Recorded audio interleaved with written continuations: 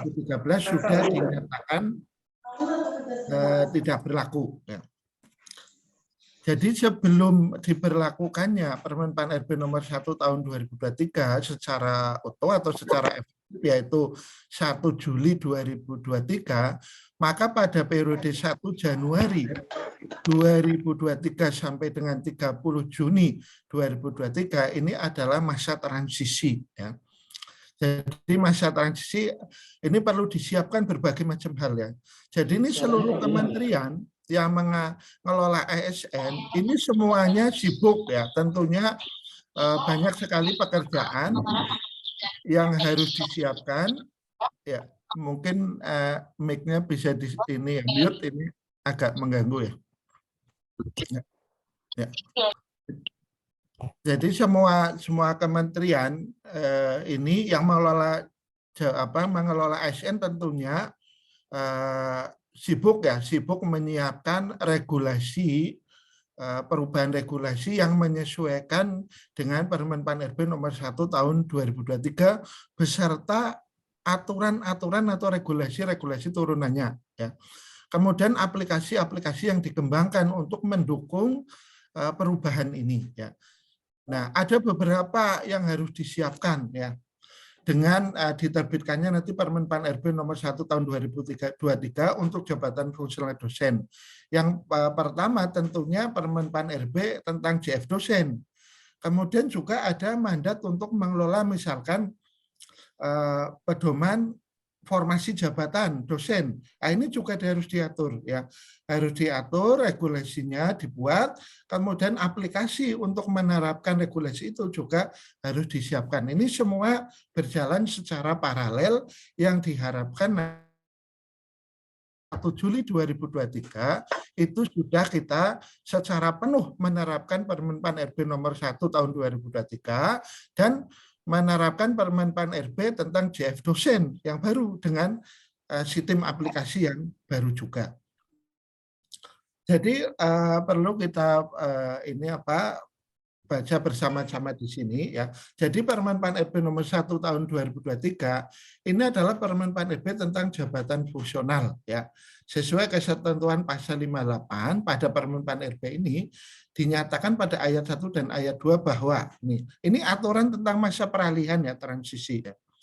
Pada saat peraturan menteri ini mulai berlaku, hasil kerja pejabat fungsional yang dilaksanakan sampai dengan 31 Desember 2022 tetap dinilai angka kreditnya berdasarkan peraturan menteri yang mengatur mengenai JF masing-masing. Nah, peraturan yang menteri yang mengatur tentang JF dosen itu Permen Pan RB nomor 17 sebagaimana diubah pada nomor 46 tahun 2013. Kemudian pada ayat 2 dinyatakan proses penilaian angka kredit terhadap hasil kerja sebagaimana dimaksud pada ayat 1, jadi hasil kerja sampai dengan 31 Desember 2022 dilaksanakan paling lambat 30 Juni 2023. Nah, ini sudah diatur ya secara eksplisit dengan 30 Juni 2023. Nah, ini seluruh kementerian. Untuk kementerian yang mengelola tentang dosen, nah ini ya ada Kementerian Agama untuk rumpun ilmu agama, kemudian Kemendikbud ini untuk rumpun ilmu non agama. Nah, demikian juga kementerian lain karena beberapa kementerian juga memiliki perguruan tinggi ya yang ada di bawah Kemenhub, Kemenkes dan lain-lain. Ini tentunya harus menyesuaikan juga kebijakan-kebijakan yang telah ditetapkan oleh Kemendikbud berkaitan dengan pengelolaan jabatan fungsional dosen sesuai dengan Permen Pan RB nomor 1 tahun 2023. Pedoman pengakuan hasil penilaian angka kredit dosen mengacu pada Permen Pan RB nomor 17, Junto nomor 46 tahun 2013 tentang jabatan akademik dosen dan POPK dosen tahun 2019 dan suplemennya beserta kebijakan-kebijakan perubahan POPK 2019 yang diterbitkan melalui surat edaran Dirjen Diktiristeknya. Ini berlaku bagi dosen di lingkungan Dirjen Diktiristek, Dirjen Diksi, dan perguruan tinggi kementerian lainnya, termasuk Kementerian Agama. Di sini dalam hal ini ya UIN. Ya. Pedoman ini mengutamakan prinsip kepercayaan. Ini jadi untuk pengakuan akredit ini prinsip trust, ya, trust kepada perguruan tinggi, ya, kepada pemimpin PTN atau LDT atau perguruan tinggi kementerian lain untuk dapat melaksanakan penilaian hasil kerja dosen yang telah diperoleh hingga 31 Desember 2022. Ya. Jadi untuk yang pengakuan ini, ya, untuk yang pengakuan karena nanti sifatnya penilaian mandiri, kemudian divalidasi oleh pimpinan perguruan tinggi. Berikutnya, ya, ini kita coba lihat ya peta atau skema dari agenda-agenda kegiatan yang harus diselesaikan ini, terutama sampai dengan 30 Juni ya. Berkaitan nanti pengelolaan menggunakan JF yang baru, nanti setelah 1 Juli kita akan intens melakukan sosialisasi ya. Mungkin juga sebelum 1 Juli kita sudah mulai untuk kegiatan tentang sosialisasi sesuai dengan Permen Pan RB nomor 1 tahun 2023. Nah, ini kita coba di sini klasifikasikan kegiatan-kegiatan yang ada di masa transisi ini ya. Jadi yang pertama nanti ada hasil kerja dosen sampai dengan 31 Desember 2022 sekarang yang ini digunakan untuk kenaikan pangkat maupun jabatan akademik dosen. Ya, ini nanti dibagi dua. Yang usulannya sudah sampai 31 Desember 2022, ada yang mengusulkan pada periode transisi 1 Januari 2023 sampai dengan nanti misalkan 30 April atau 15 Mei 2023. Nah, ini kebijakannya bagaimana? Nah, ini kami coba di sini mungkin mohon izin tentunya dengan Pak Direktur Sumber Daya dan Diktiristek, mohon izin untuk menyampaikan ke Bapak Ibu semua. Jadi sesuai arahan dengan Direktur Sumber Daya berkaitan dengan koordinasi kapan masa unggah atau masa penyelesaian usulan-usulan kenaikan pangkat maupun jabatan akademik itu harus diselesaikan ya. Hasil koordinasi antara Kemendikbud ya, yang dalam hal ini diwakili oleh Direktorat Sumber Daya dengan BKN, arahannya adalah atau kesepakatannya sesuai dengan Permen Pan RB nomor 1 tahun 2023, yaitu harus diselesaikan pada 30 Juni 2023 ya. Jadi kami coba di sini ya ini semacam ini ya menyampaikan informasi baru yang kemarin kami berperan sebagai moderator pada saat sosialisasi yang kedua melalui Zoom, bahwa untuk usulan yang sudah diajukan sampai dengan 31 Desember 2023 ini kan penyelesaiannya sampai dengan 31 Desember 2023 ya. Ini adalah sebenarnya usulan dari Kemendikbud ya, usulan dari Direktur. Dalam hal ini latar belakangan atau rasionalnya tentunya ingin memberikan ruang bagi dosen agar bisa ada waktu yang lebih panjang. Namun demikian bahwa kalau kita melihat pada Permen Pan RB nomor 1 tahun 2023, di sana itu sudah diatur pada sebuah norma pada pasal ya. Pada ketentuan transisi tadi yang kita baca pada pasal 58, penyelesaiannya itu harus 30 Juni 2023 ya. Jadi ya ini kita kembali, kita taat asas pada ketentuan yang sudah diatur oleh pemerintah, terutama dalam ini kewenangan dari Menpan RB, yaitu penyelesaiannya 30 Juni 2023 ini. Jadi untuk usulan angka kredit hingga 1 Desember 2022, ini berarti karya yang dihasilkan oleh dosen sampai dengan 1 Desember 2022 oleh PTN atau LDK atau perguruan tinggi kementerian lain, ini misalkan proses pengajuannya sampai dengan 15 Mei, penilaian dan penetapannya itu harus sudah gongnya itu selesainya 30 Juni 2023. Ya, ini tentunya bagi Kemendikbud ini merupakan pekerjaan yang sangat besar, ya. Jadi harus mengerahkan ini sudah Kemendikbud itu sudah punya ratusan tim PAK, ya, harus berapa kali. Nah, namun demikian ini tiap minggu itu ada penilaian terus, ya, ada penilaian terus. Karena apa? Untuk mengejar melayani dosen agar semua yang menjadi hak dosen itu bisa terlayani sampai dengan 30 Juni selesai, bisa diselesaikan apa yang menjadi tupoksi dari Dikti-Ristek di sini, ya, dalam melayani usulan kenaikan pangkat maupun jabatan akademik dosen. Dan kalau kita melihat pergerakan dari usulan ini naik ini, ya. Jadi kita ingat dulu pada saat masa transisi dari Kemenkowasbangpan tahun 1999 ke Permenpan RB 17 2013 itu juga terjadi penumpukan, ya.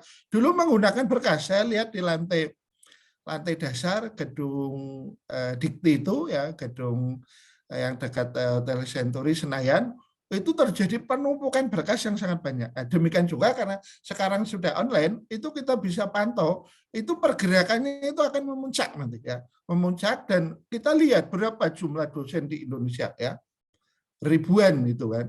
Nah, tentunya ini menjadi tantangan yang harus dihadapi oleh Dikti-Ristek maupun Direktorat Jenderal Vokasi di dalam menyelesaikan usulan-usulan ini, baik penilaian maupun penetapannya, ya.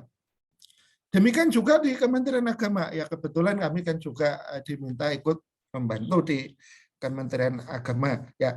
Kita melihat proses dari usulannya itu juga meningkat, ya. Hampir tiap hari itu ada usulan, ya, baik LK maupun GB, ya. Karena kita bisa pantau dari aplikasinya, itu ada usulan, ya, usulan atas nama si A dari perguruan tinggi ini telah diajukan. Nah, itu tiap hari ada, ya. Jadi bisa kita bayangkan berapa banyak usulan yang masuk baik ke Kementerian Agama yang rumpun ilmu agama maupun di Kemendikbud yang non rumpun ilmu agama, ya. Kemudian usulan jabatan fungsional akademik dosen hingga 31 Desember 2022.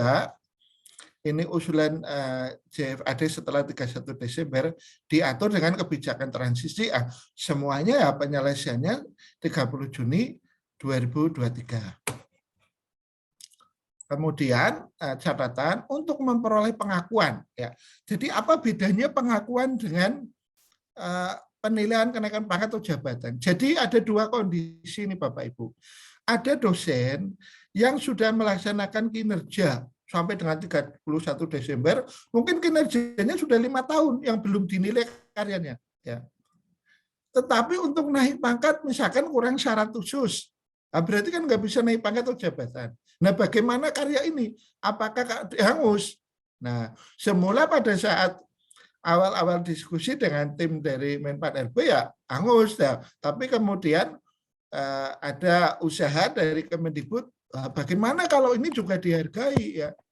Bagaimana masa transisi ini dengan penerapan kebijakan transisi, dosen ini juga karya-karyanya tidak hangus. Ya, kemudian ada kesepakatan bahwa karya yang dihasilkan dosen yang belum dinilai angka kreditnya sampai dengan 31 Desember 2022 ini bisa diajukan angka kreditnya dalam bentuk pengakuan, nanti akan dikonversi kepada sistem yang sesuai dengan ketentuan pada Permenpan RB nomor 1 tahun 2023 maupun ketentuan turunan, ya, Permenpan RB tentang JF dosen. Nah, nanti bentuknya apa? Mungkin juga bentuknya bisa kenaikan pangkat 1 tingkat, ya, atau versi angka kredit saja. Nah, nanti ini tentunya akan diatur oleh BKN, ya, berkaitan dengan konversi angka kredit ini sesuai dengan Permenpan RB nomor 1 tahun 2023. Kemudian yang kedua, penyelesaian untuk dosen yang mengajukan kenaikan jabatan fungsional akademik dosen diatur dengan aturan kebijakan transisi tahun 2023 diproses sampai 30 Juni 2023. Oke, ini tadi sudah saya sampaikan. Oke, ini yang 30 April ini masih masih kita tunggu saja. Apakah cut off-nya itu 30 April atau 15 Mei? Nah, ini. Tapi untuk sementara kita yang kemarin sudah diadakan sosialisasi melalui Zoom yang dibuka oleh berdaya itu yang kepake. Ya. Tapi nanti akan ada edaran secara resmi yang akan dikirim ke perguruan tinggi berkaitan dengan cut off tanggal unggah. Ya. Ini sebenarnya yang agak rumit ini adalah bagaimana mengatur cut off ini, waktu yang pendek. Yang perlu dipertimbangkan ada dua. Ada 3 hal sebenarnya, ada 3 aspek. Yang pertama, waktunya pendek. Yang kedua, bagaimana beban dosen untuk mereka mengajukan angka kredit, pemberkasan, ini bisa diselesaikan, kemudian oleh perguruan tinggi juga selesai, kemudian setelah usulan masuk ke dikti yang ketiga, beban yang menumpuk di dikti ini bisa diselesaikan oleh dikti juga. Padahal waktunya kan cuma segitu ya. Ya sampai dengan cut off-nya 30 Juni. Nah ini yang di tengah-tengah. Kalau digeser memberikan ruang ke dosen, maka waktu untuk ke tim dikti atau ini menjadi sempit, ya, menjadi sempit nanti dimungkinkan tidak selesai. Nah ini tentunya akan bagaimana mengambil tengah-tengah ini. Ya. Diambil hal bisa dijalankan untuk kementerian di dikti ini juga operasional ya, bisa diselesaikan pekerjaan yang banyak pendek. Nah, karena terbatasnya waktu ini, tentunya hal yang sifatnya administratif ya, tanpa mengurangi keabsahan atau persyaratan-persyaratan yang harus dipenuhi, validitasnya dan legitimasinya ya. Ini bisa nanti dipermudah, dicari jalan keluarnya. Misalkan selama ini karya ilmiah harus menggunakan repositori perguruan tinggi. Yang penting di sini dalam masa transisi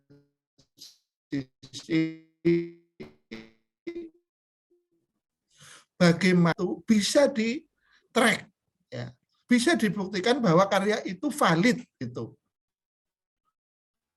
Apakah datanya ada di sini atau di sekitar atau bahkan di repositori perguruan atau mungkin di repositori di publik, apakah di ResearchGate atau Google Scholar atau di mana gitu ya, bisa ditelusuri ada itu ya.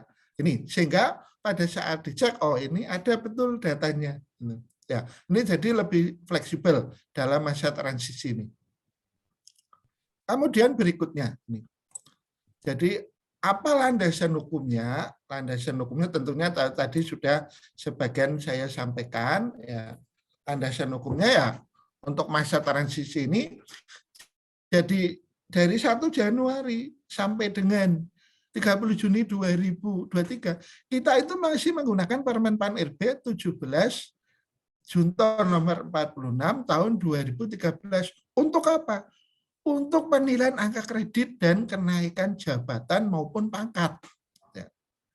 Tapi untuk menilai kinerja yang di dosen 1 Januari sampai dengan 30 Juni, kita sudah menggunakan Permen Pan RB yang baru. Ya. Jadi Permen Pan RB yang baru ini pada masa transisi 1 Januari 2023 sampai dengan 30 Juni 2023 ini sebagian normanya itu berlaku retroaktif, mundur. Kenapa aturan kok bisa mundur? Bisa ya. Jadi beberapa tulisan dari pakar hukum menyebutkan beberapa norma hukum juga bisa berlaku retroaktif. Tentunya ada ketentuan-ketentuan hukumnya yang bisa berlaku retroaktif. Misalkan apa? Sebuah ketentuan, aturan hukum bisa diberlakukan mundur kalau apa? Kalau tidak membebani objek hukum itu. Contohnya apa? Misal ketentuan tentang pajak. Ketentuan tentang pajak itu berlaku maju. Tidak mundur. Kalau mundur apa? Masa kalau pajaknya naik misalkan, kewajiban dulu kan harus akumulatif, kalau diberlakukan mundur, ini tidak bisa. Ya, ketentuan yang seperti ini. Nah, sementara untuk Permen Pan RB ini tentang pengelolaan kinerja, itu kan hanya berlaku mundur bahwa apa? Mengatur kinerja mulai 1 Januari 2023 itu sudah menggunakan Permen Pan RB nomor 1 tahun 2023. Nah, bagaimana caranya? Ini kan belum ada sosialisasi tentang ini. Sebenarnya kita bisa mengacu ke Permen Pan RB nomor 6 tahun 2022. Karena pengelolaan kinerja sesuai dengan Permen Pan RB nomor 1 tahun 2023 itu adalah detailnya itu mengacu ke Permen Pan RB nomor 6 tahun 2023. Itu di sana ya.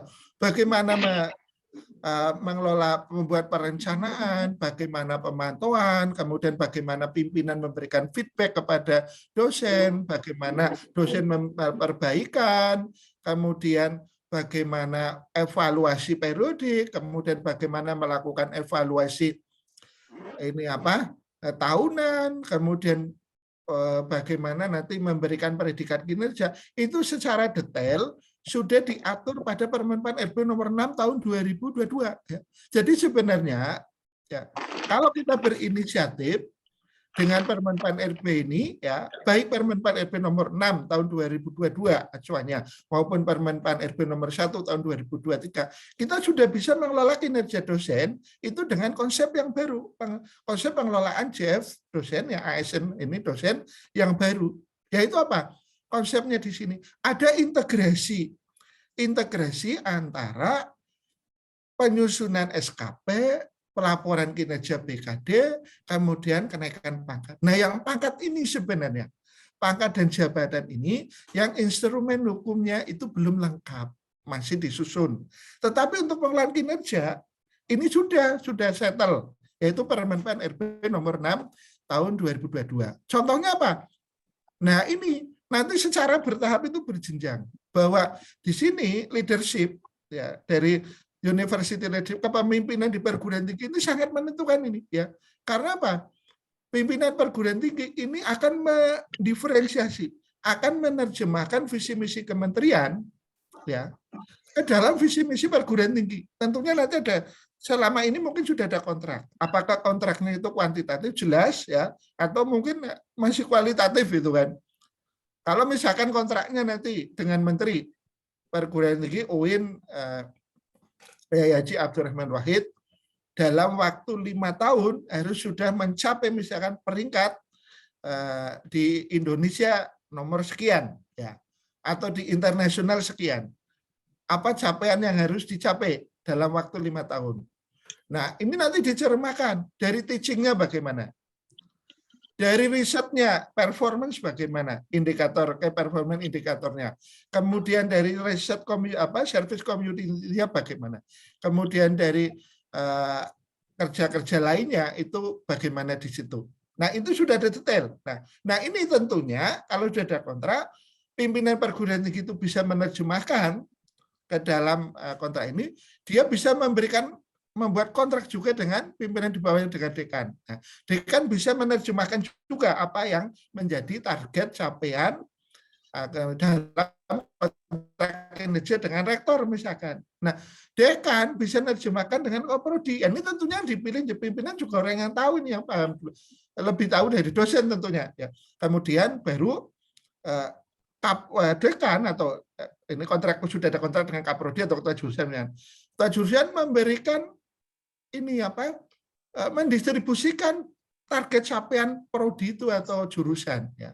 Jadi kinerja, konsep yang kedua, kinerja dosen yang dulu sesuai dengan Permen Pan RB yang lama itu adalah konsepnya individu. Jadi dosen mengejar target individu ya.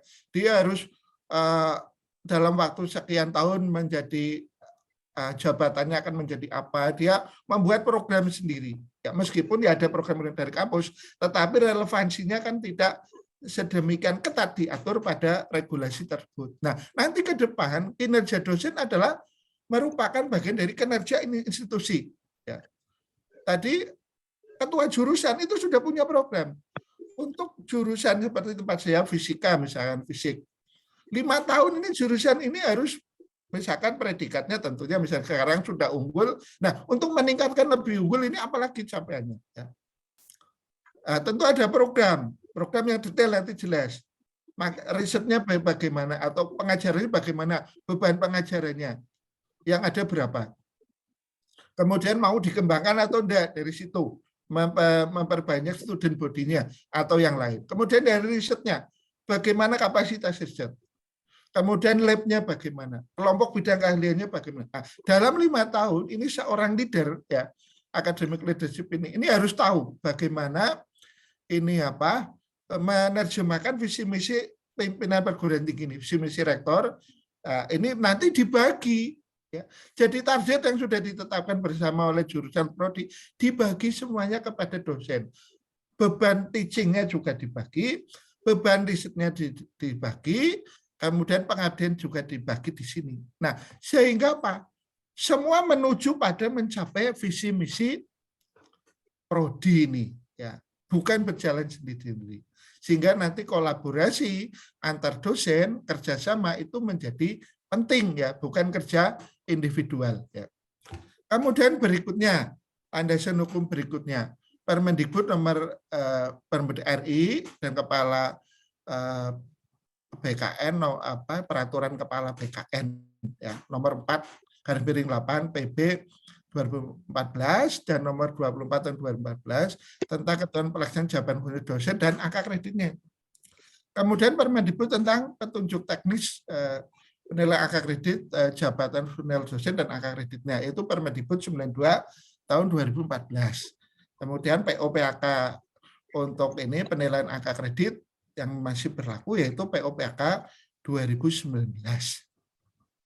Nah, prinsip penilaian dalam masa transisi ini sama dengan prinsip-prinsip penilaian yang terdahulu ya. Adil, objektif, akuntabel, transparan, otonom dan penjaminan mutu ya. Nah, ada tambahan lagi nanti, trust ya. Jadi perguruan tinggi ini diberi kepercayaan untuk melakukan self evaluation ya. Dalam masa transisi ini pengakuan angka kredit bukan untuk kenaikan pangkat atau jabatan. Yang untuk kenaikan pangkat maupun jabatan tetap mengacu kepada Permen Pan RB 17 Junto nomor 46 tahun 2013, yaitu penilaiannya diajukan sampai ke Dikti ya. Tetapi untuk pengakuan ini cukup dinilai oleh internal di perguruan tinggi dengan prinsip adil, objektif, akuntabel, transparan, otonom dan penjaminan mutu dan saling percaya ya. Artinya apa? Kementerian mempercayakan, mendelegasikan kepada perguruan tinggi untuk menilai sendiri ya di situ ya. Kemudian tujuan dari ini kebijakan ini tentunya memberikan pedoman pelaksanaan pengakuan hasil penilaian angka kredit kepada PTN, LL Dikti, perguruan tinggi kementerian lain sesuai dengan ketentuan peraturan perundang-undangan yang berlaku. Kemudian yang kedua, menjamin mutu pelaksanaan pengakuan hasil penilaian angka kredit dosen di PTN, LL Dikti, perguruan tinggi kementerian lain. Dan yang ketiga, memberikan dasar pertimbangan bagi Direktorat Jenderal Dikti-Ristek, Kemendikbudristek dalam penetapan angka kredit. Kemudian apa manfaat yang kira-kira bisa diambil ya? Ya, kenapa harus susah payah misalkan mengajukan angka kredit untuk pengakuan? Yang pertama, memudahkan pimpinan PTN, LDT, dan perguruan tinggi pimpinan PT kementerian lain dalam melakukan pengakuan hasil penilaian angka kredit secara tepat sesuai ketentuan perundangan yang berlaku.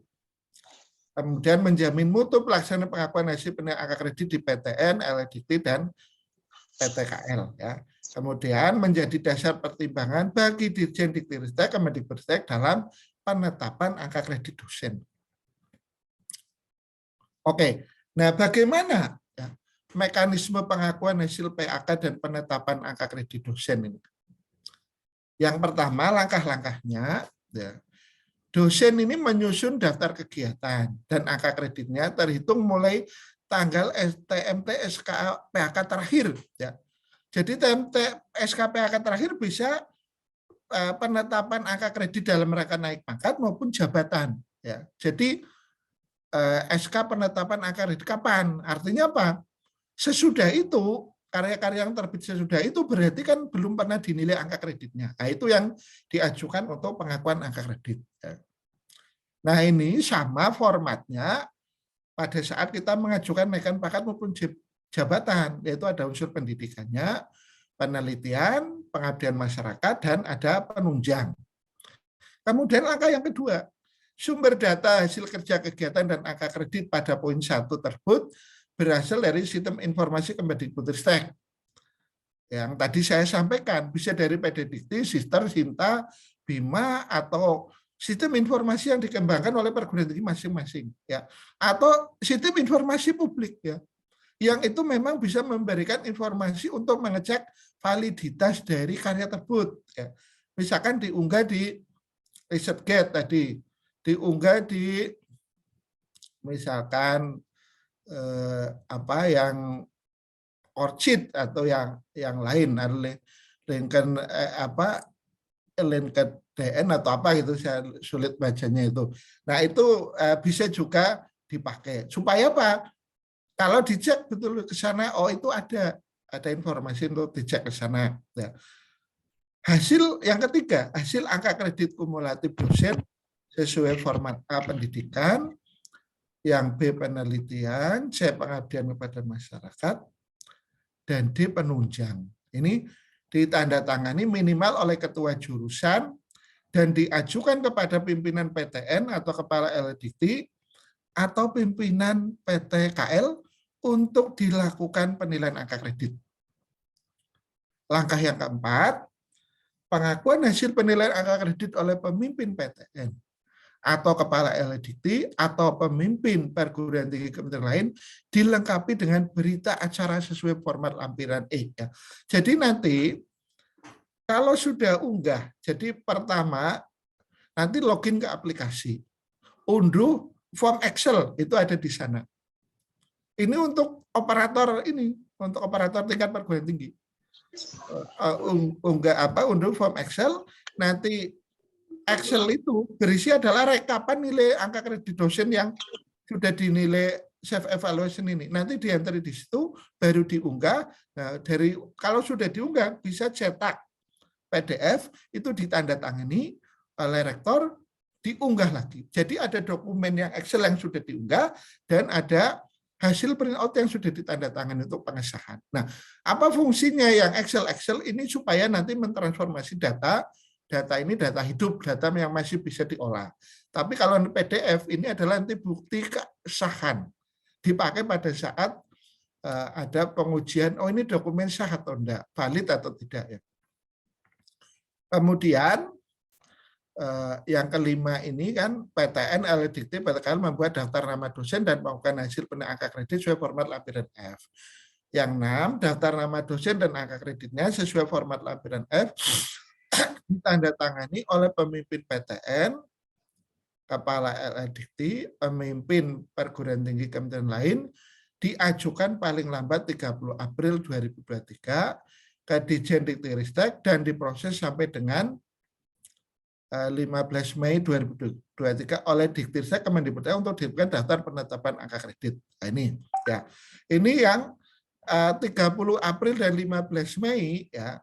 Untuk sementara Bapak Ibu ya, pakai sosialisasi terakhir ya. Nanti akan ada update-nya bisa sama, bisa ini, tapi dalam waktu dekat ini insya Allah ya. Saya menyampaikan ini supaya ini jelas ya. Karena tadi yang posisi tengah-tengah ini kemarin sebenarnya sudah ditetapkan pas awal sosialisasi. Kemudian ada masukan ya, akan memberi ruang sampai 31 Desember 2023. Nah, sementara udah di Kemendikbud kan sifatnya melayani bagaimana dosen ini terlayani dengan baik. Ya. Tetapi Kemendikbud ini kan tidak berdiri sendiri. Ada keterkaitan dengan kementerian lain, yaitu Kementerian Pan-RB, dengan BKN. Nah, sehingga kita juga harus sinkron juga dengan kebijakan di instansi yang lain. Ya, ini. Dan nanti Sementara misalnya tanggal cut off-nya berapa untuk usulan ini apa JF dosen. Ya lihat saja di aplikasinya, selama itu belum ditutup, ya itu masih boleh. Ya. Tapi nanti kalau sudah ada edaran resmi yang ditandatangani Pak Dirjen Dikti, itu yang dipakai. Ya. Kemudian penetapan angka kredit seperti poin 6 sesuai format lampiran G dilakukan oleh Direktorat Jenderal Dikti paling lambat 30 Juni 2023. Hasil penetapan angka kredit disampaikan kepada pemimpin PTN, kepala LDikti, pemimpin perguruan tinggi yang lain, dan tembusan kepada Badan Kepegawaian Negara. Nah, ini tadi yang saya uraikan melalui teks. Dari teks itu, ini kalau kita lihat flowchart-nya seperti ini. Dosen pertama, tugas dosen apa? Dosen yang berminat atau ingin karyanya diakui angka kreditnya, ya menyusun daftar kegiatan dan melakukan self evaluasi angka kreditnya berapa, mengacu ke POPAK 2019. Bagaimana dosen yang tidak ingin mengajukan angka kredit? Ya boleh saja, itu kan hak. Ya. Tentunya nanti hangus ya kalau sudah berlaku aturan baru karena nggak ada rekaman data angka kredit yang sudah diperoleh, maka ya itu dianggap hangus. Tidak nanti serta-merta setelah 30 Juni baru melakukan evaluasi sendiri, oh saya angka kreditnya sekian gitu ya, tidak bisa ya. Karena tentunya sistem ini melayani publik secara keseluruhan, itu ada ketentuan yang berlaku umum ya. Kemudian yang kedua, sumber data, sistem informasi Kemendikbudristek dan lainnya yang valid, ini sumber datanya ya. Kemudian persetujuan minimal oleh ketua jurusan. Kalau di sini minimal oleh ketua jurusan, di formnya itu oleh perguruan tinggi ya. Pimpinan perguruan tinggi ya, supaya gampang karena yang di form itu yang diunggah itu kan hanya rekapnya ya. Hanya rekapnya itu di situ ya. Nah, persetujuan untuk angka kreditnya ini disetujui bisa untuk di internal kampus ini ya. Validasinya bisa oleh ketua jurusan atau pimpinan PTN atau LDikti kalau ini ya. Kemudian pemimpin PTN atau LDikti mereka menandatangani berita acara ya. Kalau berita acaranya berarti sudah rekap keseluruhan tadi, ditandatangani oleh pimpinan PTN atau LDikti atau PTKL ya. Kemudian berikutnya perguruan tinggi atau LDikti ini ya membuat daftar nama dosen dan pengukuran hasil PK, ini rekapnya tadi ya.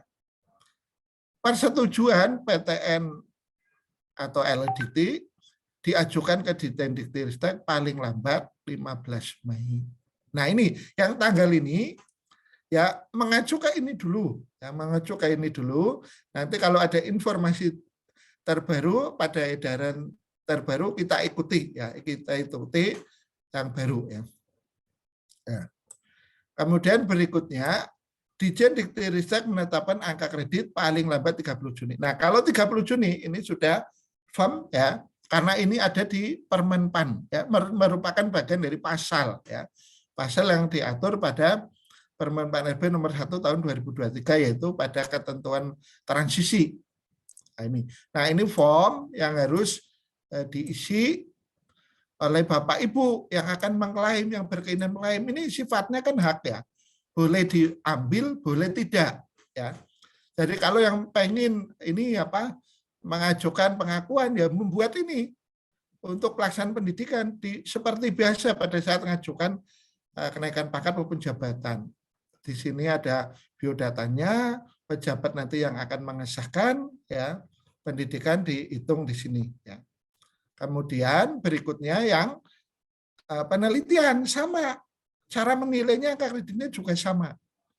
Nah, kalau di penilaian PAK untuk kenaikan pangkat jabatan ini kan oleh tim penilai. Pertama di perguruan tinggi dinilai oleh tim penilai perguruan tinggi. Kemudian diajukan ke Jakarta, ke Dikti, dinilai oleh tim penilai nasional ya, yang memiliki sertifikat sebagai tim penilai angka kredit nasional ini. Nah, ini ini kan panjang ya. Ada penilaian usulan dulu pemberkasan di rapat fakultas, kemudian universitas, atau di senat, kemudian baru dikirim oleh rektor, baru didikti juga. Ini yang usulan kenaikan pangkat maupun jabatan. Untuk pengakuan itu cukup oleh ini bisa ditandatangani ketua jurusan nanti untuk dupaknya ini. Tapi penetapan ini apa yang rekapnya itu berita acaranya, penetapannya itu oleh Dirjen angka kreditnya. Untuk rekapnya berita acara hasil penilaiannya itu oleh pimpinan perguruan tinggi. Kemudian ini yang berikutnya melaksanakan pengabdian masyarakat sama.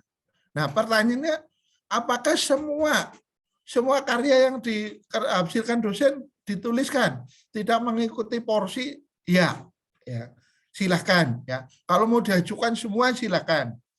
Mau dengan ketentuan porsi, itu tidak diwajibkan karena ini sifatnya pengakuan saja.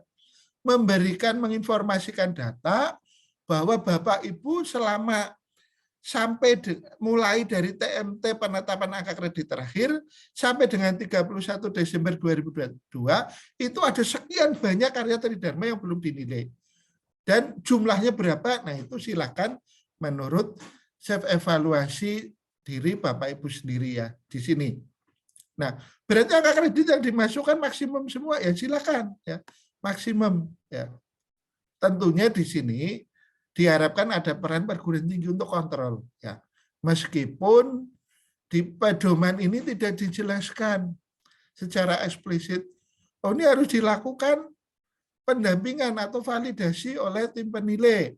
Apa benar enggak ya, apa angka kredit yang dimasukkan. Kalau di kebijakan yang di Kemenag surat edaran Prof. Ali Ramdhani itu Dirjen Pendis ya, itu ada di sana.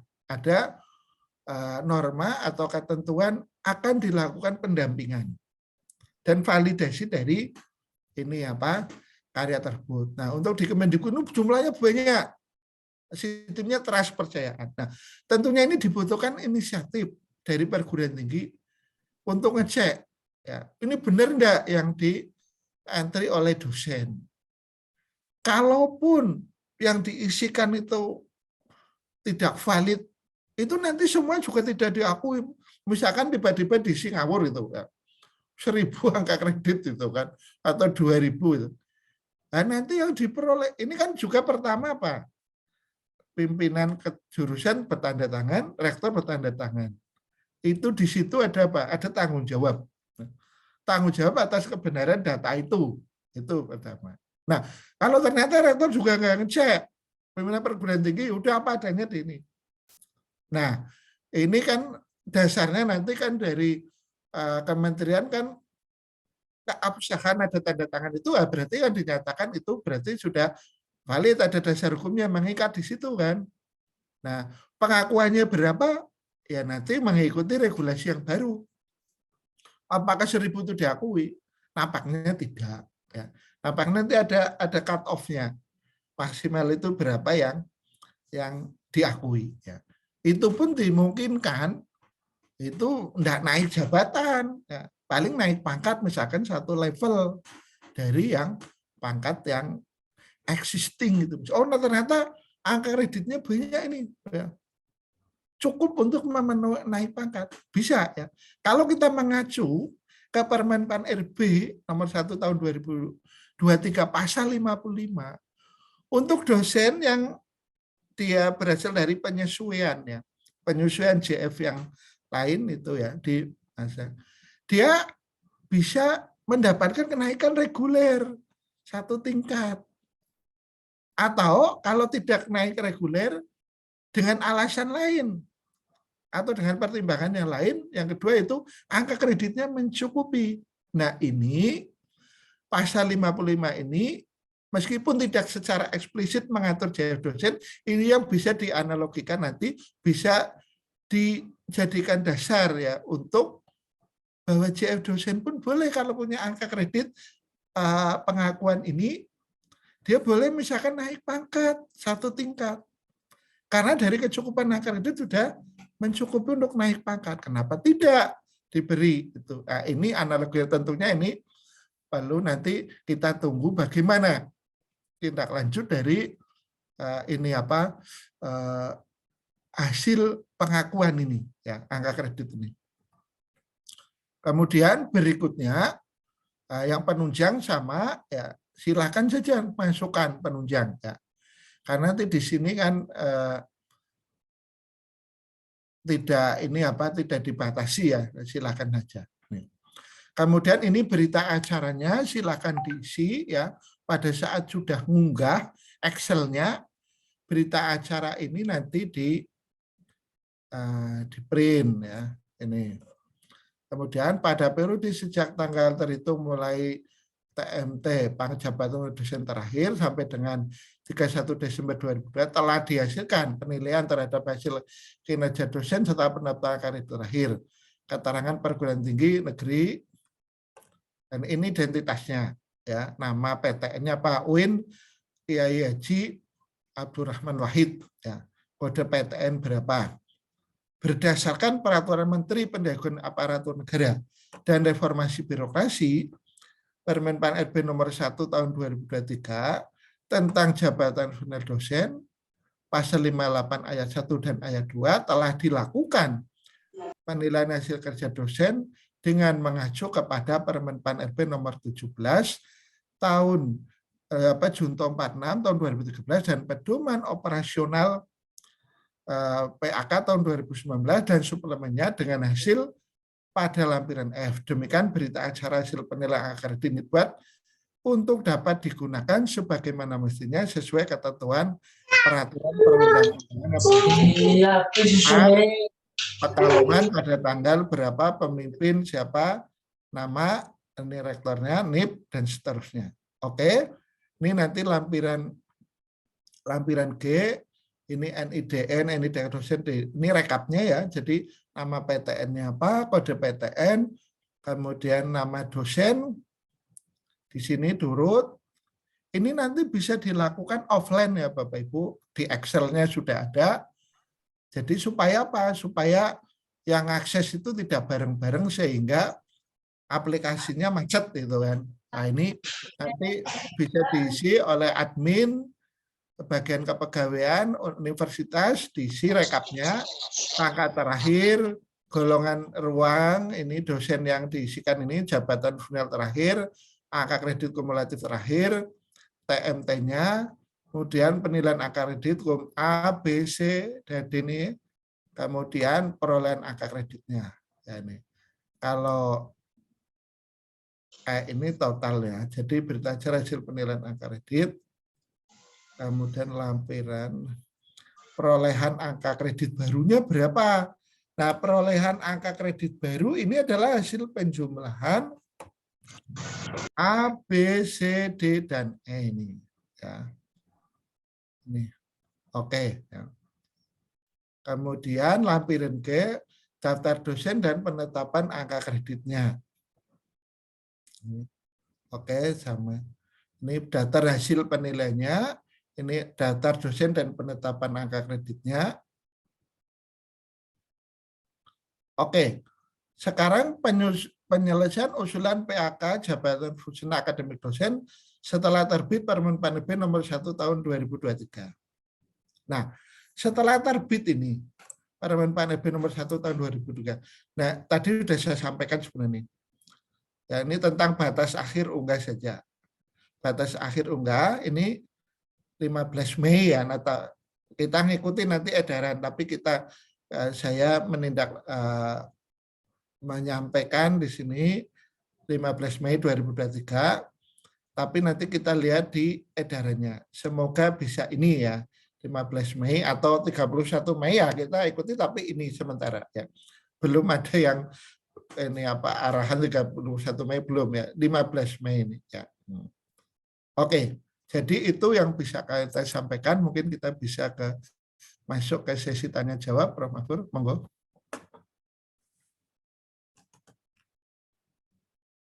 Terima kasih Prof. Tekno atas informasi yang sangat luar biasa terkait dengan aturan baru ya, jabatan fungsional yang tentunya dampaknya ke dosen juga ya. Ini paling tidak ada 3 poin utama ya yang bisa saya catat terkait dengan Menpan RP nomor 1 tahun 2003. Yang pertama, ini secara ya merubah fondamen ya, merubah struktur ya kinerja kita, dan juga cara penilaian juga mengintegrasikan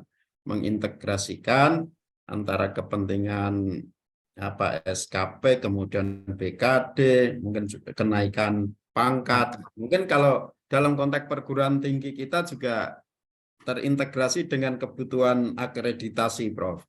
Ya, jadi ini terintegrasi semua kinerja-kinerja yang kita lakukan. Kemudian yang kedua, ini juga ada tugas tambahan ya, dan ini yang selama ini tupoksi kita ya, Tridharma dosen itu harus melakukan penelitian, pengajaran, dan pengabdian kepada masyarakat, tambah 1 tugas organisasi ya. Kalau di Universitas Kiai Haji Abdurrahman Wahid ini ada Perkin, Bro. Perkin itu perjanjian kinerja yang ditandatangani oleh Pak Rektor ya. Pak Rektor punya perjanjian kerja dengan Kementerian Agama. Nah, jadi Perkin inilah yang nanti di-share ya, yang nanti di-share bukan hanya sebagai tugas Pak Rektor saja dan para pemimpin pengelola universitas, tetapi juga semua dosen dipastikan nanti akan merasakan ya, akan juga punya tanggung jawab untuk memenuhi Perkin ini. Nah, kemudian yang ketiga dari paparan Prof. Tekno tadi secara garis besar, yang ketiga proses pengakuan kinerja kita yang ada 8 langkah yang nanti teman-teman dosen setelah sosialisasi ini bisa menindaklanjuti. Saya kira 8 langkah tadi yang disampaikan oleh Prof. Tekno. Nah, barangkali ada hal-hal penting yang perlu dipertanyakan atau butuh penjelasan lebih lanjut. Saya persilahkan kepada Bapak Ibu dosen, silakan.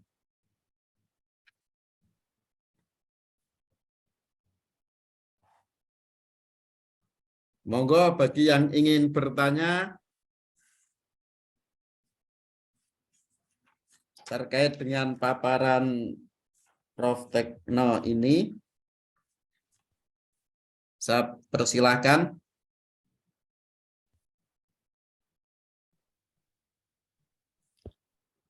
Itu udah paham semua mungkin. Ya bersyukur kalau sudah paham, bersyukur. Saya ada ini, Prof, butuh penjelasan lagi ya. Ini berarti kalau tadi cut off waktu terakhir 15 Mei ya. Ini 15 Mei itu sudah, kalau di Kementerian Agama, kita kan ada universitas, kemudian ada Kementerian Agama, kemudian ada di Dikti Kemendikbud. Ya. 15 ini berarti di Kemendikbudnya ya, kita mengambil waktunya sebelum itu. Begitu ya, Prof? Ya, betul ya. Jadi seperti saya dapat info dari Pak Rektor UINSA ya, Prof. Zaki gitu. Yes. Beliau itu sudah membuat edaran. Beliau kan juga ketua Kopertis kan, koordinator Kopertais ya. Membuat edaran ke perguruan tinggi bahwa deadline-nya itu lebih maju dari yang ditetapkan di Kemenak ya, maupun Kemendikbud ya. Karena kan seperti misalkan 15 Mei itu kan batas akhir di Kemendikbud, sementara kan perlu waktu juga di Kopertais maupun di perguruan tinggi untuk ini apa menata atau membuat rekapnya gitu, sehingga tentunya bisa diperkirakan berapa butuh waktu untuk penyelesaian di perguruan tinggi ya, masih. Terus gini Prof, untuk pengajuan kenaikan pangkat dengan pengajuan pengakuan. Jadi ini di masa transisi, Ya. di masa transisi, ini kalau kita mau pengajuan kenaikan pangkat, itu masih memungkinkan atau tidak? Itu yang pertama. Kemudian yang kedua ini, kalau proses pengakuan semuanya harus mengajukan menurut saya. Ini sekaligus kepada teman-teman, meskipun tadi Prof. Sutekno menyampaikan bahwa pengajuan kenaikan pangkat dan seterusnya adalah hak, ya, tetapi demi kesejahteraan dan kelembagaan kita, target-target lembaga, dan juga nanti dampaknya ke peringkat-peringkat, ya, ke akreditasi dan seterusnya, saya mewajibkan, ya, meskipun ini hak Bapak Ibu, ya, mau naik pangkat atau tidak, mau pengakuan atau tidak, tetapi ini secara kelembagaan kita mewajibkan semuanya mengajukan kenaikan pangkat atau pengakuan, ya, kenaikan pangkat atau pengakuan. Nah, pertanyaan saya ini, Prof, dalam masa transisi ini memungkinkan tidak kita mengajukan kenaikan pangkat reguler? Terus yang kemarin kita sudah sidang di tahun 2023 di internal sini, ya, di internal sini untuk pengajuan kenaikan pangkat itu nasibnya seperti apa? Sementara sudah masuk di tahun 2023, sementara yang kita nilai itu sebelumnya. Itu, Prof. Terus ini tambah satu lagi nih, Prof. Tadi disampaikan oleh Prof. Tekno bahwa dalam pasal 55 Permen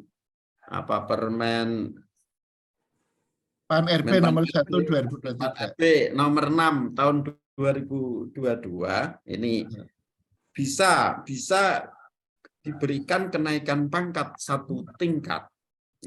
Ini maksudnya kenaikan pangkat jabatan fungsional atau kenaikan pangkat dalam arti ini kan kita ada pangkat, ada jabatan fungsional.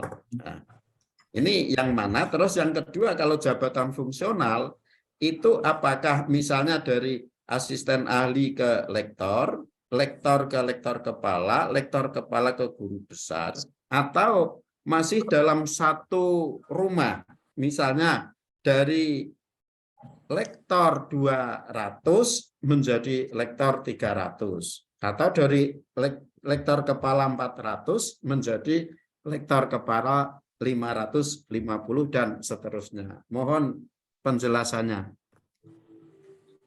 Oke, makasih Pak Barek. Ada beberapa pertanyaan ini. Yang pertama berkaitan dengan pengajuan pangkat. Ini pengajuan pangkat ataupun jabatan dan pengakuan ini. Apakah untuk pengajuan pangkat ini masih memungkinkan? Ya, ini memungkinkan ya Pak Barek ya.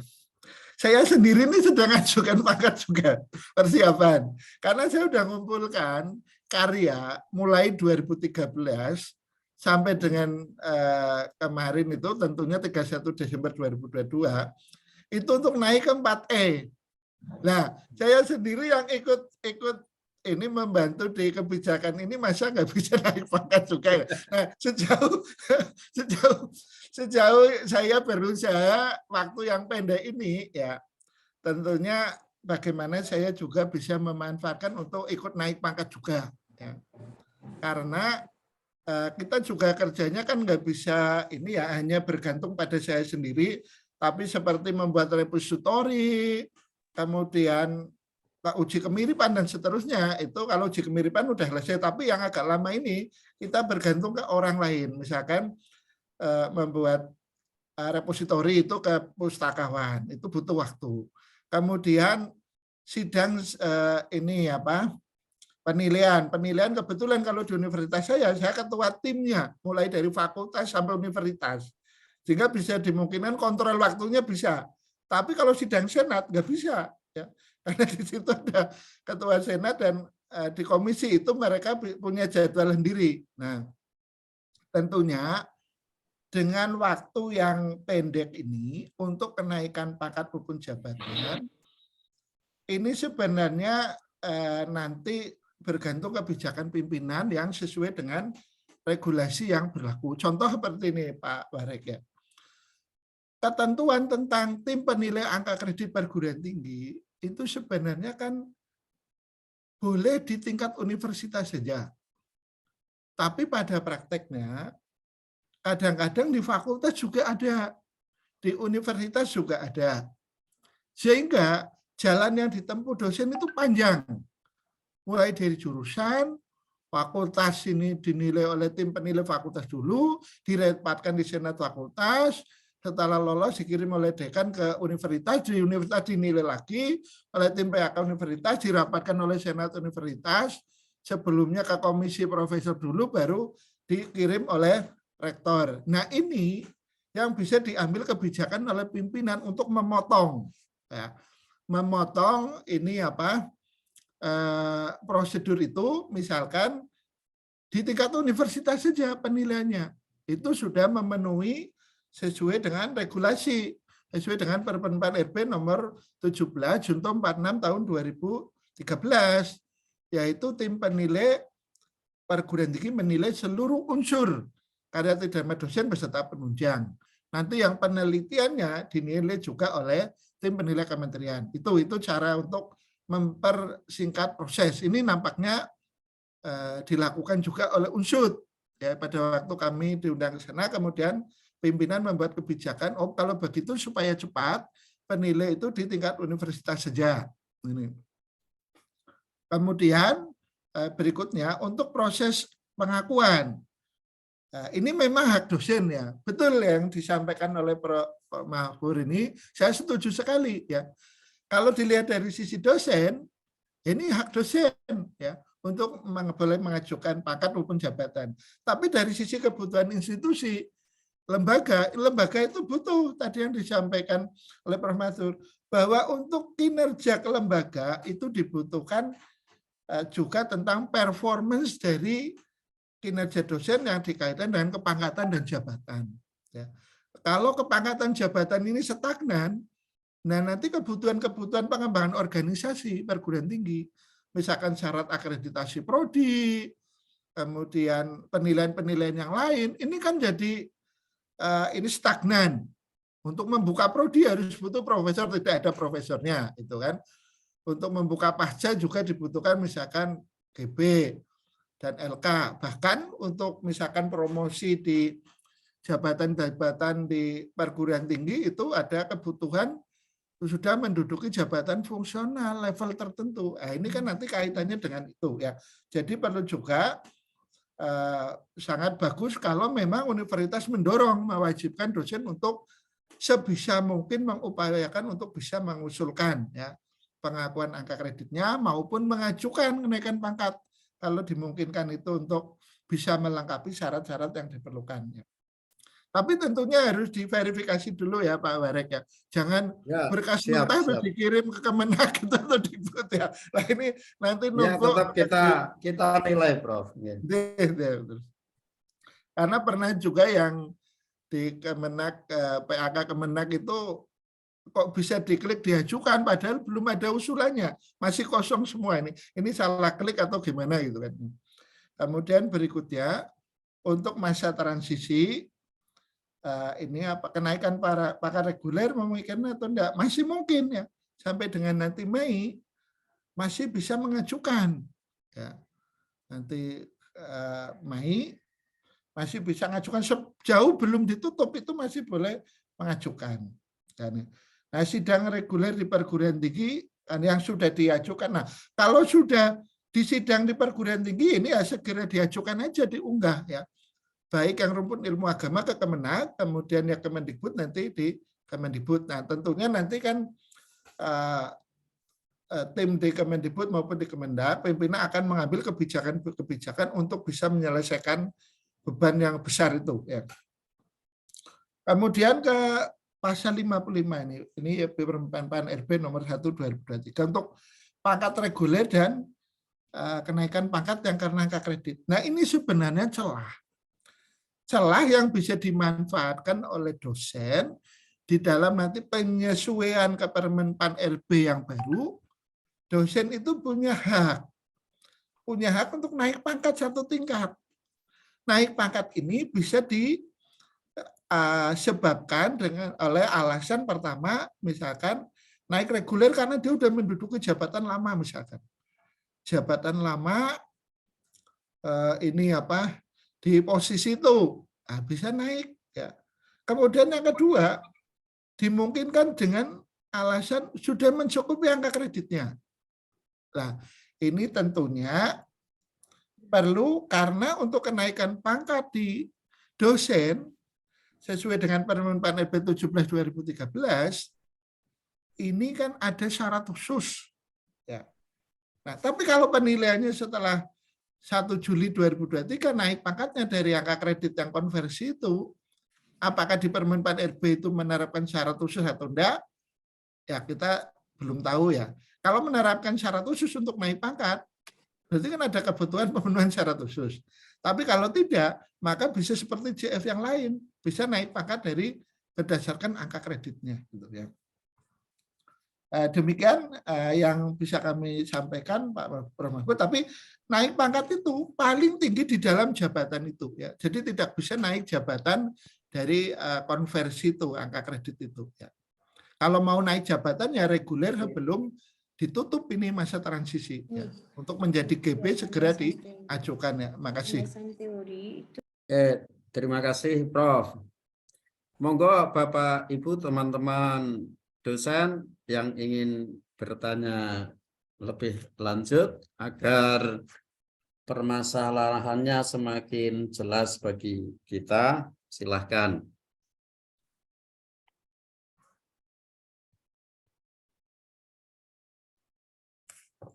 Dari pemirsa yang teman-teman yang sedang misalnya tugas belajar, monggo ada yang ingin bertanya tidak terkait dengan ini peraturan baru ini.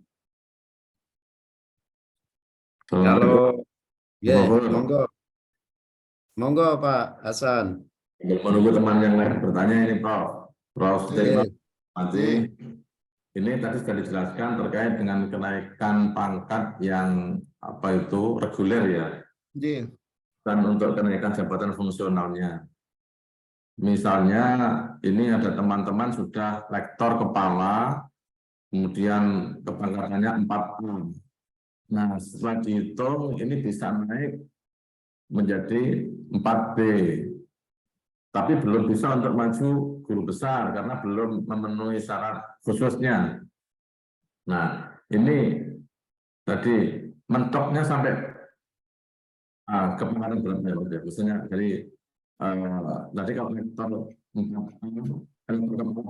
menjadi 4B masih memungkinkan. Kalau misalnya dari 4B, lektor kepala 4B mau naik lektor kepala 4C misalnya. Tapi belum memungkinkan guru besar karena belum memenuhi syarat. Ini masih memungkinkan apa tidak, Prof? Terima kasih. Oke, terima kasih Pak Hasan ya. Jadi kalau posisi sekarang Pak Hasan misalkan LK 4B sudah punya angka kredit untuk bisa naik sampai ini 4D gitu kan. Tapi syarat khususnya belum punya. Nah, kalau bisa mengejar sampai dengan di periode transisi ini syarat khusus itu masih boleh untuk naik jabatan ke GB. Tapi kalau dimungkinkan artikel aja belum punya draftnya itu kan. Nah ini kan jadi sulit untuk memenuhi syarat khusus. Draft yang akan disubmit aja belum ada gitu kan. Nah ini bisa disarankan untuk naik pangkat reguler. bisa diajukan juga sebelum ditutup. Nah, tapi Ya. kalau itu juga tidak bisa misalkan ngejar, ya sudah ngajukan aja untuk pengakuan gitu kan. Pengakuan. Nah, kira-kira apa hasil dari pengakuan itu?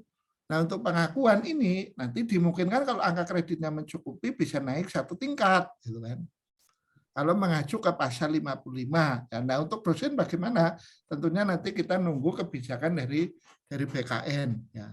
Bagaimana pemanfaatan dari angka kredit pengakuan tersebut ya. Makasih. Yes, Pak.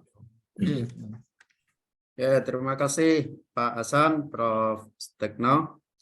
Monggo yang lain barangkali ingin bertanya agar lebih jelas. Pak Wer, Pak Nanang mau tanya.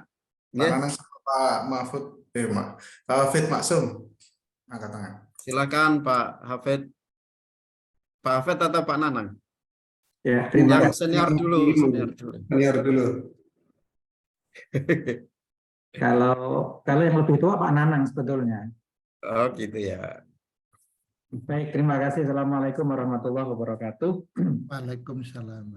Baik, mohon maaf sebelumnya saya tadi agak terlambat bergabung, jadi barangkali kalau pertanyaan saya tadi sudah sempat disinggung, saya mohon maaf. Yang pertama terkait dengan pengakuan, ini apakah nanti ada keterkaitannya sejauh mana nanti keterkaitannya dengan kenaikan pangkat antara dosen yang mengajukan pengakuan dengan yang tidak mengajukan pengakuan. Itu yang pertama. Kemudian lanjutannya adalah apakah ini nanti hanya sekedar input di Excel kemudian diupload pada aplikasi tertentu ataukah uploadnya langsung di aplikasi, walaupun memang tadi ada contoh yang menggunakan Microsoft Excel ya. Itu pertanyaan yang kedua. Kemudian yang ketiga, apakah dengan adanya kebijakan ini berarti seluruh kenaikan jabatan fungsional dosen baik dari AA ke lektor, dari lektor ke lektor kepala dan seterusnya semuanya diajukan ke pusat semuanya, karena selama ini kan untuk lektor dan ke bawah ini masih berada di wilayah perguruan tinggi masing-masing. Demikian pertanyaan singkat kami, matur nuwun atas penjelasannya. Assalamualaikum warahmatullahi wabarakatuh. Waalaikumsalam warahmatullahi wabarakatuh. Monggo, Prof. Ini Pak Hafid ya, Pak Hafid Maksum ya. Untuk pengakuan angka kredit ini, untuk kenaikan pangkat, bagaimana untuk yang mengajukan efeknya atau apa yang diperoleh ya akibatnya yang tidak mengajukan maupun yang mengajukan ini. Nah, kalau untuk yang mengajukan kenaikan pangkat, tentunya kalau dia memenuhi persyaratan baik angka kredit, kemudian syarat khususnya, dia akan diberi kenaikan pangkat maupun jabatan tentunya, kalau mau mengajukan jabatan. Tapi kalau yang tidak memenuhi, nanti 30 Juni, dia akan langsung hasil penilaiannya, berarti hasil penilaian berupa angka kredit kan, itu langsung diakui sebagai hasil angka kredit yang pengakuan. Nih. Nah, bagaimana untuk dosen yang tidak mengajukan atau kalau yang tidak mengajukan, tentunya angka kredit setelah SK TMT penetapan angka kredit terakhir sampai dengan karya 31 Desember 2022 itu hangus. Nih. Jadi hangus kalau yang tidak mengajukan. Nih. Kemudian bagaimana mekanisme isi dan unggah? Yang dilakukan oleh dosen itu adalah menyusun dupak. Ya, jadi untuk pendidikan tadi sendiri daftar usul pelaksanaan angka kredit ya, daftar usulan penilaian angka kredit ya. Jadi untuk yang pendidikan disusun sesuai format A itu, kemudian penelitian disusun sesuai format yang ada, pengabdian dan ini apa penunjang di situ. Nah, kalau sudah maka minta tanda tangan pimpinan, ketua jurusan minimal itu. Nah, ini dikirim ke perguruan tinggi, tim di universitas. Nah, di universitas nanti yang membuat rekap sesuai dengan lampiran-lampiran itu, rekapnya itu. Diberi nama dosen ini berapa dan seterusnya. Nah, untuk yang dosen itu bisa ini apa membuat ini sendiri atau ngambil di Excel itu ada juga ini kan sama formatnya seperti kenaikan pangkat biasa. Nah, untuk yang eh, tim di perguruan tinggi yang merekap itu dan membuat berita acara nanti, ini formnya itu sudah ada di Excel, ya, di Excel yang ada di PAK Kemendikbud.dosen. Nanti di situ ada menu untuk ini apa namanya import, ya. Import data itu nanti muncul Excel-nya bisa di-download, kemudian diunggah, kemudian print berita acaranya ditandatangani, diunggah lagi, kemudian sudah ada bukti kirim, ya, sudah ada di situ, ya. Kemudian berkaitan dengan untuk yang pengakuan. Untuk yang pengakuan itu berlaku untuk semua level JF, dari asisten ahli sampai guru besar. Ini dikoordinir oleh universitas, rekapnya dikirim ke Kemendikbud, nanti dari Kemendikbud dikirim semua ke BKN, karena datanya itu adalah data kepegawaian. Ya. Sementara untuk yang kenaikan pangkat maupun jabatan itu mengikuti jenjang. Ya. Kalau yang naik JF, misalkan ke asisten ahli maupun lektor, nanti usulannya dan penilaiannya ini kalau yang rumpun ilmu non agama itu di tingkat perguruan tinggi atau LL-Dikti. Ya. Tapi untuk yang LK dan GB sampai dengan di Dikti ini. Nah, nampaknya untuk yang di Kemenak itu kan ada kebijakan lain berkaitan asisten ahli dan lektor ini berlaku untuk perguruan tinggi tertentu. Ya, kalau perguruan tinggi yang besar ada kebijakan ini. Kalau yang kecil, oh ini sampai di Kemenak itu nampaknya seperti itu saya baca ya. Demikian yang bisa saya sampaikan, Pak David. Ya, terima kasih. Ya. Monggo Pak Nanang. Ya, terima kasih. Assalamualaikum warahmatullahi wabarakatuh. Waalaikumsalam warahmatullahi wabarakatuh. Ya, terima kasih Prof. Sutikno, Prof. Maghfur, para pimpinan yang sudah memfasilitasi acara ini. Ini pertanyaan saya agak banyak, Prof. Mudah-mudahan, iya, mudah-mudahan, sabar gitu.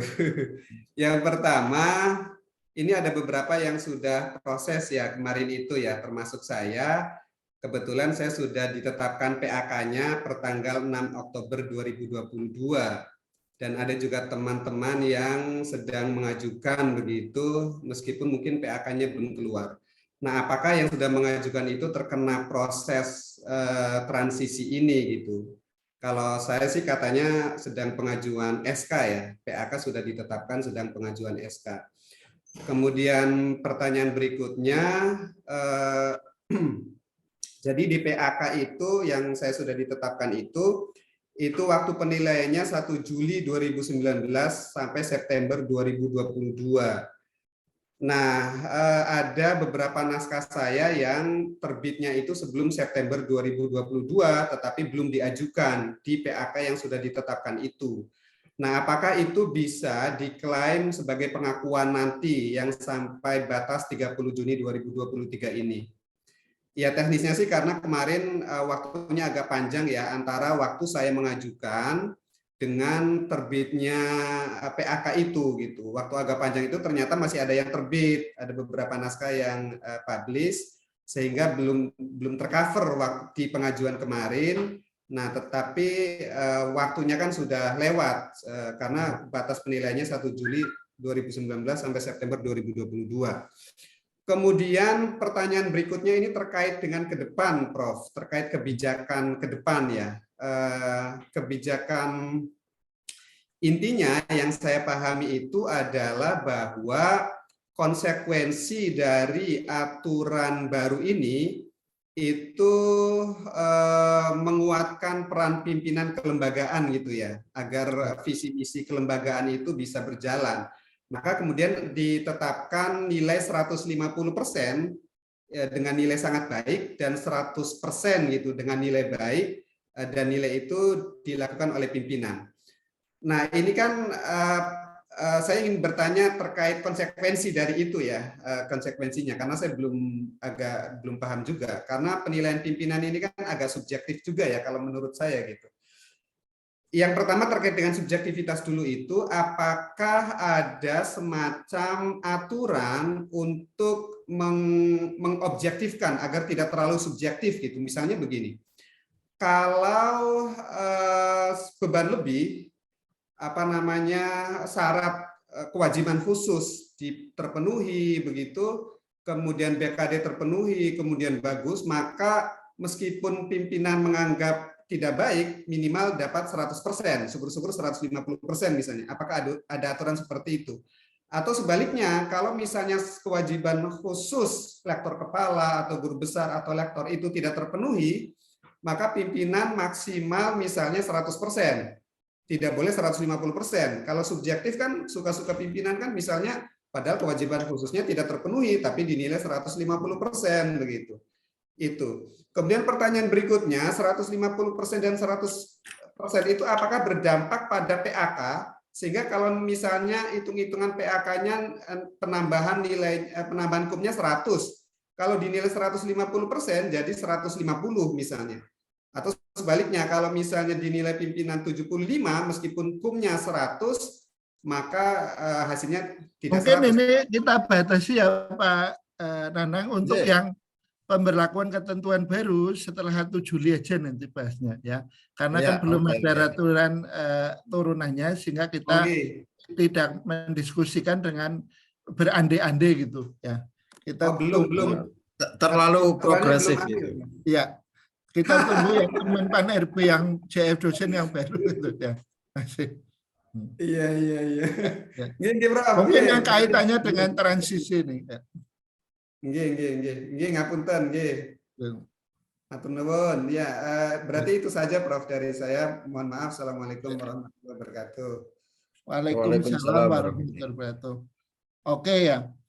Untuk yang Pak Nanang ini yang ada 3 pertanyaan sebenarnya nanti yang berkaitan dengan ketentuan setelah 1 Juli 2023. Ini nanti kita bahas nanti setelah itu ya. Untuk penetapan PAK ini 6 Oktober 2022 ya. Intinya karya yang belum pernah dinilai ya, yang sesudah TMT penetapan angka kredit terakhir itu silakan diajukan. Nah, bagaimana kalau dalam proses ini sedang ajukan ada karya yang belum dinilai, ya boleh juga. Itu kan masa transisi kan. Silakan diajukan untuk pengakuan ya. Kemudian bagaimana sedang mengajukan pangkat atau jabatan. Nah, kalau dia berhasil atau disetujui naik pangkat atau jabatannya kan ya udah itu menduduki jabatan itu. Tapi itu juga nanti akan dikonversi juga ke regulasi yang baru ya. Ini posisi dia di pangkat dan jabatan terakhir, angka kreditnya berapa gitu ya. Kemudian untuk yang pertanyaan kedua udah sama sebenarnya, karya yang belum dinilai ini boleh diajukan untuk pengakuan ya boleh ya. Kemudian kebijakan ke depan ini ya, peran pimpinan lebih tinggi. Ini intinya kan sebenarnya pertanyaan tentang subjektivitas. Nah, di dalam Permenpan EB 6 tahun 2022 ini di sana ada beberapa pendekatan ya untuk penilaian ini. Ada yang kuantitatif, ada yang kualitatif. Ini adalah sebenarnya untuk meningkatkan objektivitas dari penilaian itu sendiri ya, penilaian yang berbasis pada pimpinan ini ya. Ada pendekatan ada metodologinya ya, baik yang kuantitatif maupun kualitatif, dan yang kuantitatif itu juga ditunjukkan dengan indikator-indikator kinerja. Contoh misalkan ada 2 dosen, kedudukannya sama, kemudian mendapat tugas sama. Ya, yang satu misalkan dosen A dan B diberi pembagian distribusi untuk sama-sama mendapatkan publikasi internasional, satu misalkan, satu semester. Yang satu memperoleh, kemudian yang 2 tidak mencapai. Ini kalau dari penilaian hasil kerja, tentunya kan mau subjektif atau enggak itu udah kelihatan kan. Udah kelihatan bahwa dari pencapaian hasil kerja yang baik ya, yang dia bisa mencapai. Ini kan bisa dilihat oleh umum. Tetapi nilai ini bukan hanya menilai berdasarkan hasil kerja, ada penilaian perilaku. Ya. Nah, penilaian perilaku ini ternyata misalkan walaupun dia bisa memperoleh misalkan memperoleh publikasi internasional satu sesuai target yang digariskan atau ditugaskan oleh jurusan, tapi dia kalau nggak bisa bekerja sama dengan yang lain, ya menurut penilaian pimpinan tentunya. Ya. Kemudian pimpinan tentunya nanti akan menerima umpan balik dari teman-teman kan. Dia tidak bisa ditugasi oleh pimpinan, nggak dikerjakan gitu kan, tugas-tugas lain dan seterusnya. Nah ini tentunya dari penilaian karakter, penilaian perilaku ini kan kurang kan.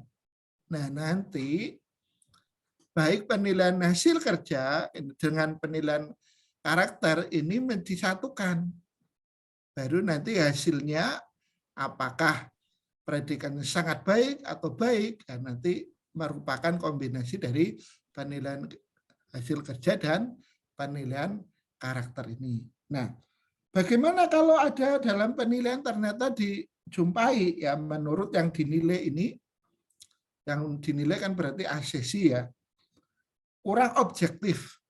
Ini ada medianya, ya, ada forumnya di Permen PNP itu diatur ya untuk mengajukan keberatan atas penilaian itu. Ya. Jadi saya pikir ini semua bisa diterima secara rasional, dan forumnya itu ada indikator-indikator untuk bisa bekerja secara objektif juga masuk akal ya. Dan kalau dimungkinkan ada error atau penyimpangan ternyata ditemukan tidak objektif atau subjektif di situ, maka ada forum ya untuk mengkomunikasikan tentang hasil penilaian tersebut ya. Masih.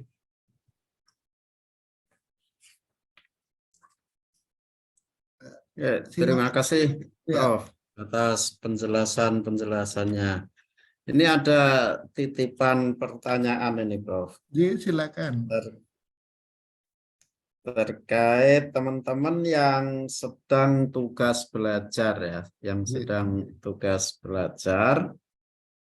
apakah punya hak untuk mengajukan pengakuan, ya. Tentunya pengakuan kinerja sebagai dosen. Oke, ya, makasih. Kalau yang sedang tugas belajar, kinerja yang di sini yang diperoleh adalah hasil kerja dalam rangka pelaksanaan JF dosen, ya, jabatan fungsional dosen. Nah, kalau status dia tugas belajar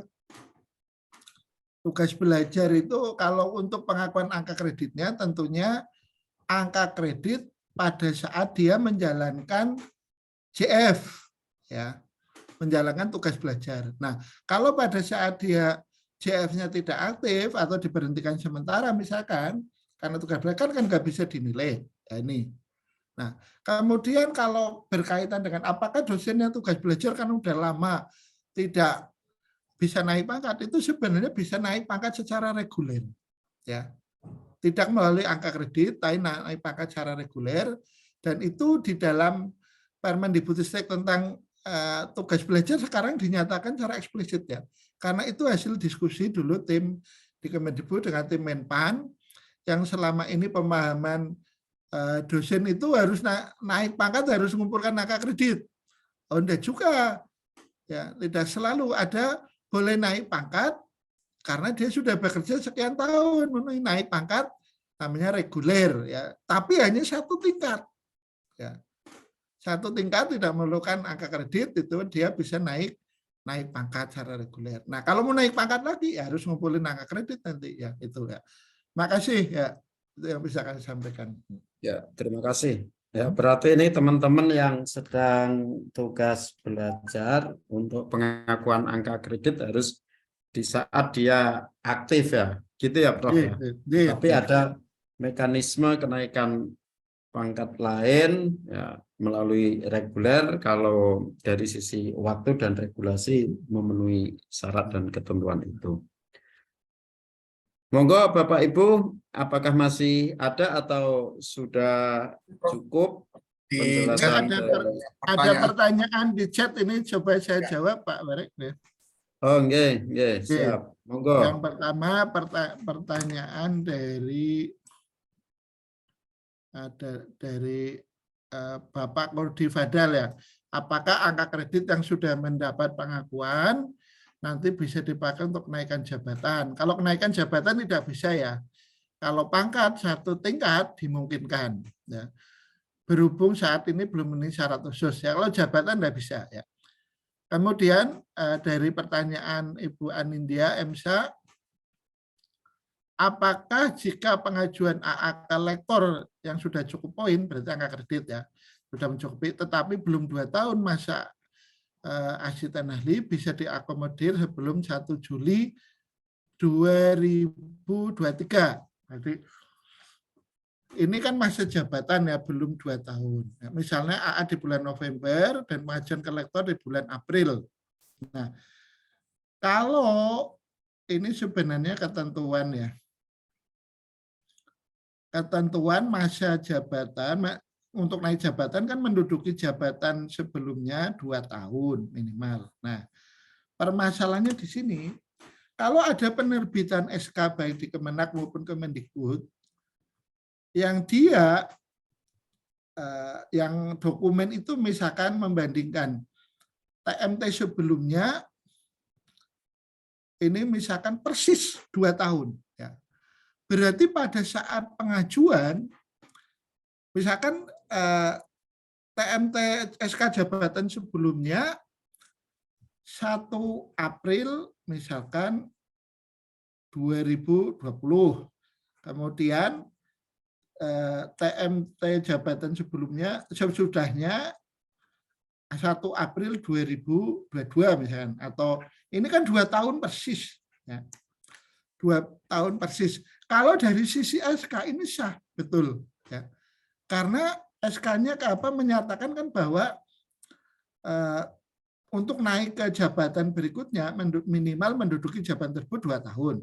Dari sisi penerbitan SK itu sudah betul. Permasalahannya dari sisi proses betul enggak? Coba kita ambil contoh ini. Ini berarti proses penilaiannya misalkan di perguruan tinggi itu yang bersangkutan belum 2 tahun. Ya. Ada ketentuan enggak yang melarang itu? Secara eksplisit enggak ada yang larang ngatur. Permasalahannya dari sisi keabsahan dokumen, pada saat rektor mengajukan kenaikan jabatan seorang dosen, itu ada pernyataan hasil penilaian baik dari tim PAK, dari berita acara Senat yang menyatakan apa? Bahwa si A, hasil rapat ini menyatakan bahwa si A memenuhi syarat naik jabatan ke ini. Kalau memenuhi syarat, berarti bukan hanya syarat keterpenuhan angka kredit, tetapi syarat-syarat lainnya, termasuk syarat masa minimal menduduki jabatan sebelumnya, dan syarat berintegritas, bermoral yang baik, memenuhi syarat khusus, dan seterusnya. Nah, berarti apa? Kalau pernyataan berita acara di keterangan Senat tersebut, berita acara Senat menyatakan bahwa memenuhi syarat untuk naik jabatan, itu dianggap bahwa informasi itu tidak valid ya. Apalagi misalnya ditandatangani di berita metere ya, berarti menyatakan informasi yang tidak valid di situ. Kenapa? Karena ternyata belum 2 tahun. Ya. Berarti apa? Kalau dari sisi proses, maka 2 tahun ini mestinya pada saat dinyatakan memenuhi syarat oleh Senat ataupun pimpinan perguruan tinggi itu sudah 2 tahun. Kecuali isi berita acaranya, si A, dosen A ini telah memenuhi angka kredit saja untuk naik jabatan, bukan memenuhi syarat. Kalau memenuhi angka kredit saja kan dihitung angka kredit cukup, tetapi syarat khusus syarat yang lain kan tidak dijelaskan di situ ya. Tapi kalau statement dari berita acara itu adalah memenuhi syarat untuk naik jabatan, nah ini berarti ada ketentuan yang ada substansi yang belum dipenuhi di situ ya. Makasih ya. Masih Pak Warek, monggo. Terima kasih. Masih ada yang lain? Ini Pak Kurti jadi mau tanya? Jadi Prof, Oh ya, silakan. mohon maaf, mohon izin, ini mungkin saya termasuk yang tidak paham. Tadi disinggung sama Prof Mahfur, saya termasuk yang walaupun tidak eksplisit, saya adalah termasuk yang sedang tugas belajar ini Prof Tikno ya.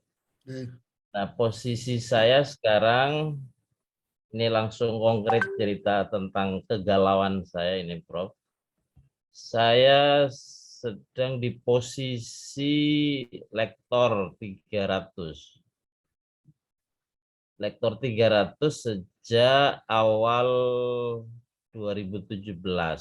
Ini termasuk yang tidak produktif ini kayaknya. Yang Senior mandek. sini. Saya tidak tahu apakah saya senior atau setengah senior, tapi yang jelas saya hitung-hitung sudah lebih dari 10 tahun, sudah sejak 2011. Nah, dari 2017 kan sekitar 6 tahun ini sekarang. Sejak tahun 2022 saya tugas belajar, saya tidak mengajukan ke lektor kepala karena memang kendala. Mungkin bisa lebih cepat Pak, karena nanti jam Ya. 10 kita akhiri ya. Oke. Apa inti pertanyaannya? Inti pertanyaannya, kum saya nanti yang misalnya mendapatkan pengakuan untuk proses kenaikan, ini ingin mempertegas saja, kenaikan jabatan ke lektor kepala itu memang tidak bisa dipakai itu ya, Prof. Ketika saya sudah mendapatkan ijazah S3 misalnya, Bro. Dari 2017 sampai 2022 kemarin gitu, tulisan karya-karya tulis ilmiah untuk pengajuan ke lektor kepala setelah saya S3 nanti. Selesai S3 gitu. Oke, makasih Pak. Bisa mungkin Pak Kurdi itu bisa mengajukan kalau angka kreditnya sudah mencukupi dan memiliki syarat khusus, itu dengan ijazah S2 bisa mengajukan ke LK. Tapi syaratnya jurnal internasional, 1. Kalau nanti mengajukan dengan ijazah S3, itu bisa dengan jurnal nasional terakreditasi peringkat 2 ya, atau peringkat 1. Ya, ini. Jadi pilihannya itu Pak. Nah, kalau tidak mengajukan, supaya tidak hilang, diajukan pengakuan angka kredit yang diperoleh, karya-karya yang diperoleh pada saat JF-nya aktif. Ya, melaksanakan JF. Ya, jadi yang sekolah berarti kan dia tidak melaksanakan JF-nya, diberhentikan kan tidak ini kan diakui. Kemudian kalau tidak mengajukan gimana? Yaitu saya nganggu semua. Gitu ya. Demikian. Berarti bisa, pengajuan yang disahkan itu bisa dipakai untuk nanti ketika saya mengajukan ke lektor kepala setelah S3 itu, Prof. Nanti kalau sudah ini Pak, sesudah 1 Juli, pengajuannya itu tidak berdasarkan penilaian angka kredit per karya, itu tidak. Tapi performan kinerja Pak Kurdi itu selama 1 tahun. Nanti dapat angka kredit tahunan sesuai dengan predikat kinerjanya. Kalau untuk yang saya yang hafal itu ya, kalau profesor, kalau predikat kinerjanya baik itu angka kredit tahunannya 50. Kalau sangat baik 75. Kalau saya pengen naik dari profesor 4D ke 4E butuh 200. Kalau tiap tahun saya hanya bisa menghasilkan predikat baik-baik terus, ya perlu waktu 4 tahun untuk naik dari 4D ke 4E. Ya, demikian Pak Kurdi yang bisa kami sampaikan. Mungkin cukup nih Pak Prof Mahfur ya. Karena ini terkait waktu beliau juga sangat terbatas di sela-sela kesibukan beliau. Untuk itu sebelum kita akhiri, kita beri aplaus dan ucapan terima kasih untuk Prof Sutikno ya. Terima kasih Pak. Oke Bapak Ibu sekalian, dan khususnya kepada Prof Sutikno atas waktu, informasi, dan sekaligus penjelasan-penjelasan terkait dengan pemberlakuan Menpan RB Permen Menpan RB nomor 1 tahun 2023 ini terutama terkait dengan proses penilaian dan pengakuan PAK kita sebelum tahun 2022 ya. Ini bagaimana proses pengakuannya dan juga mekanismenya dan seterusnya serta implikasi dari peraturan itu, dan saya kira penjelasannya sangat luar biasa dan bisa memberikan pemahaman kepada kita. Dan kepada Bapak, Ibu, teman-teman, barangkali masih ada yang belum mendapatkan penjelasan atau butuh penjelasan lebih lanjut, nanti juga saya kira bisa menghubungi beliau langsung atau lewat saya juga bisa, karena beliau sangat open ya terhadap informasi-informasi terutama terkait penilaian angka kredit bagi dosen.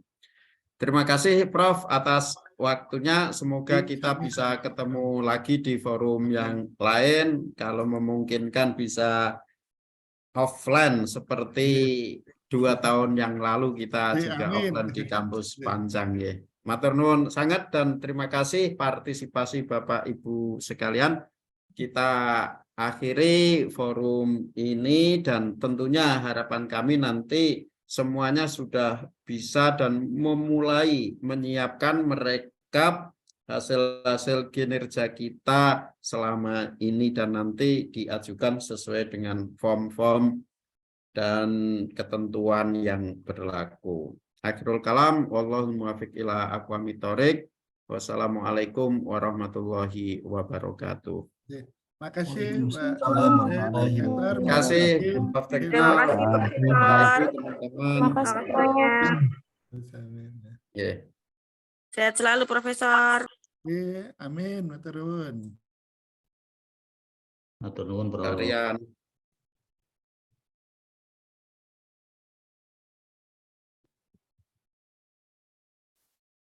Pak Kapus Nanang.